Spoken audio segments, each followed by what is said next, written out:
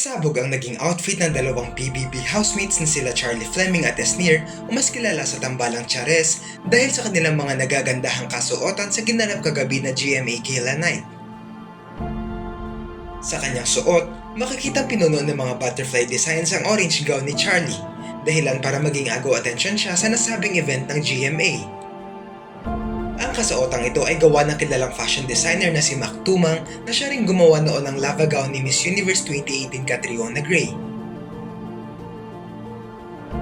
Sa kabilang banda, hindi rin nagpakabog si Esnir sa kanyang blue and white outfit at talagang hindi pinalagpas ang unang beses na mapasama siya sa GMA Gala Night. Gawa ito ng kilala ring fashion designer na si Manny Halasan na ilang beses na ring dinamitan ang mga kilalang personalidad kabilang na si Miss Universe 2024 Chelsea Manalo. Hindi lang ipinakita ng tambalan nila Charlie at Esnir na kaya nilang mapasama sa Big Four ng programang Pinoy Big Brother. Pinatunayan din nila ang kaya nilang mag-stand out sa ganitong kalaking event ng GMA matapos mag-uwi ng mga awards.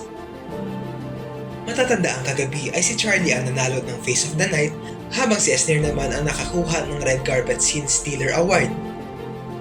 Inulan ng papuri ng mga netizens ang tambalang Chares sa ganda ng mga kasuotan nila at sa galing nila magdala rito. Tingnan ang mga komento.